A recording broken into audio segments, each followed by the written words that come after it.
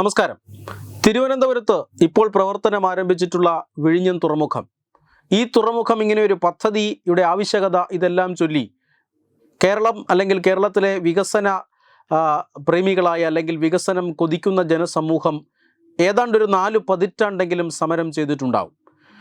വിഴിഞ്ഞത്ത് ഒരു തുറമുഖം വേണമെന്നും ആ തുറമുഖം തിരുവനന്തപുരത്തിൻ്റെയും അതുപോലെ തന്നെ കേരളത്തിൻ്റെയും വികസനത്തിന് വലിയ സംഭാവനകൾ നൽകുമെന്നും മാത്രമല്ല രാജ്യത്തെ തന്നെ ഏക മദർ പോർട്ടായിരിക്കുമെന്നും അത് രാജ്യത്തിന് വളരെയധികം ഗുണകരമാണ് എന്നും പലതരത്തിലുള്ള വാദങ്ങൾ ഉയർന്നിരുന്നു.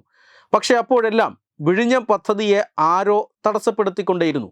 പല ഘട്ടങ്ങളിലായി ഈ വിഴിഞ്ഞം പദ്ധതി തടസ്സപ്പെട്ടു.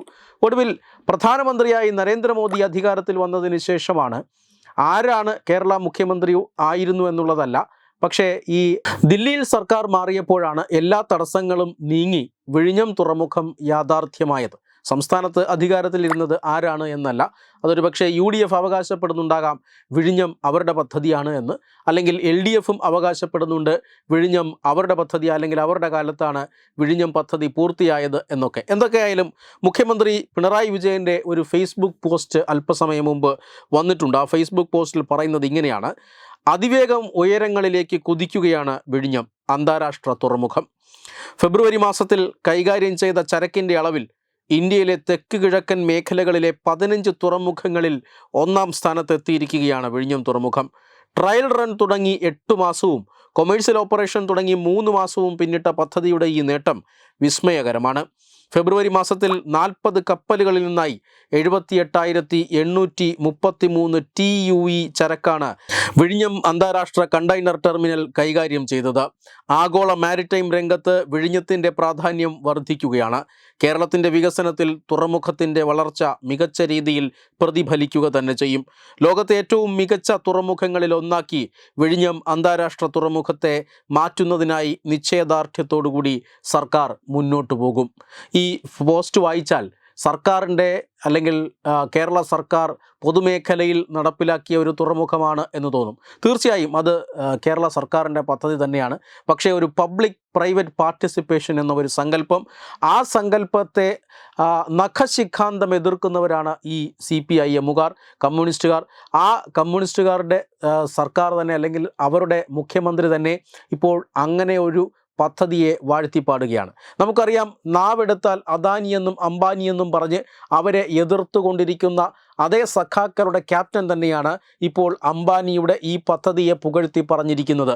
കേരള സർക്കാരാണ് ഇപ്പോൾ വിഴിഞ്ഞം തുറമുഖം നടപ്പിലാക്കിക്കൊണ്ടിരുന്നത് അല്ലെങ്കിൽ വിഴിഞ്ഞം തുറമുഖം നടത്തുന്നത് എങ്കിൽ ഇത്രയധികം അല്ലെങ്കിൽ ഈ നേട്ടം ഈ സംസ്ഥാനത്തിന് അല്ലെങ്കിൽ ഈ തുറമുഖത്തിന് ഉണ്ടാകുമോ എന്ന് സംശയമാണ്. തീർച്ചയായും അതിനൊരു വലിയ പ്രകൃതിദത്തമായ കാരണമുണ്ട്. കാരണം ഇന്ത്യയിലെ ഏക മദർ പോർട്ടാണ്, ഏറ്റവും വലിയ മദർ ഷിപ്പുകൾക്ക് അടുക്കാൻ കഴിയുന്ന ഒരു തുറമുഖമാണ്. തീർച്ചയായിട്ടും അതിനൊരു വലിയ വികസന സാധ്യതയുണ്ട്. ആ വികസന സാധ്യതയാണ് ഈ 4 പതിറ്റാണ്ട് കാലവും കേരളത്തിൽ ചർച്ച ചെയ്യപ്പെട്ടിട്ടുള്ളത്. അതിനെ പല ഘട്ടങ്ങളിലായി എതിർത്തിട്ടുള്ളത്, പല കാര്യങ്ങൾ പറഞ്ഞ് എതിർത്തിട്ടുള്ളവരിൽ കമ്മ്യൂണിസ്റ്റുകാരുമുണ്ട് എന്നുള്ളതാണ്. എന്തിനേറെ പറയുന്നു, അദാനിയുമായി കരാറുണ്ടാക്കിയപ്പോൾ പോലും അന്ന് പ്രതിപക്ഷത്തായിരുന്ന കമ്മ്യൂണിസ്റ്റുകൾ ആ കരാറിനെ എതിർത്തിരുന്നത് നമ്മൾ ഓർക്കണം. ഇപ്പോൾ ദേശീയ തലത്തിൽ അംബാനിക്കെതിരെയും അദാനിക്കെതിരെയും വലിയ രീതിയിലുള്ള പ്രതിഷേധങ്ങൾ ഉന്നയിച്ചു കൊണ്ടിരിക്കുന്ന പാർട്ടികളിൽ ഒന്നാണ് CPM. പ്രധാനമന്ത്രി നരേന്ദ്രമോദിയും അദാനിയും തമ്മിൽ എന്തോ അവിശുദ്ധ ബന്ധമുണ്ടെന്നും അദാനിക്ക് വേണ്ടി കേന്ദ്ര സർക്കാർ പ്രവർത്തിക്കുന്നതെന്നുമൊക്കെ രാഹുൽ ഗാന്ധിയോടൊപ്പം നിന്ന് പറയുന്ന ഒരു പാർട്ടിയാണ് CPM. അതേ CPM ആണ് ഇപ്പോൾ അധികാരത്തിലിരിക്കുമ്പോൾ അദാനിയുമായി കൈകോർക്കുകയും ഒരു പബ്ലിക് പ്രൈവറ്റ് പാർട്ടിസിപ്പേഷൻ എന്ന നിലയിൽ ഒരു തുറമുഖ പദ്ധതി തുടങ്ങുന്നതും രാജ്യത്തെ തെക്ക് കിഴക്കൻ മേഖലകളിലുള്ള 15 തുറമുഖങ്ങളിൽ 1-ാം സ്ഥാനത്തേക്ക് വെറും ഈ ഏതാണ്ട് കൊമേഴ്സ്യൽ ഓപ്പറേഷൻ ആരംഭിച്ച് 6 മാസം പോലും തികയ്ക്കാത്ത ഒരു തുറമുഖം നേടുന്നത് എന്നത് ഒരു ചെറിയ നേട്ടമല്ല. തീർച്ചയായും വികസനത്തിൻ്റെ കാര്യത്തിൽ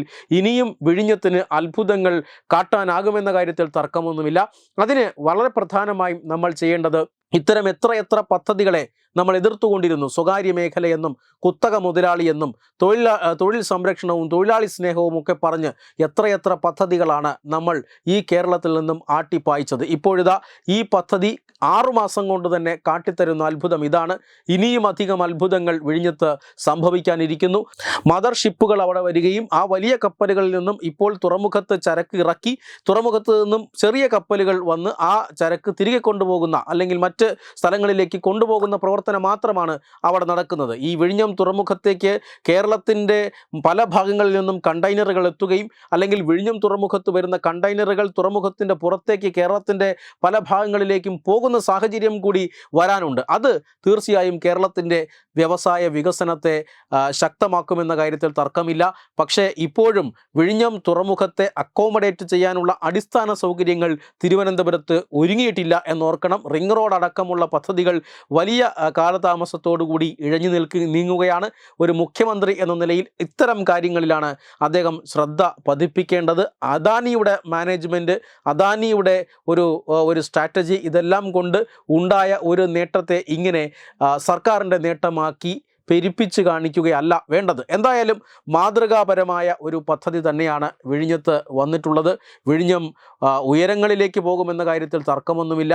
രാജ്യത്തിൻ്റെ വികസനത്തിൻ്റെ ഒരു പ്രധാനപ്പെട്ട ഹബ്ബായി വിഴിഞ്ഞം ഇനിയുള്ള ദിവസങ്ങളിൽ മാറുമെന്ന കാര്യത്തിലും തർക്കമൊന്നുമില്ല. Web desk Tatwamayi news. Edubix online executive education. Focus physiotherapy centre Pattom. Unnat engineering Gujarat. തീർത്ഥയാത്ര.com. Iron build Gujarat.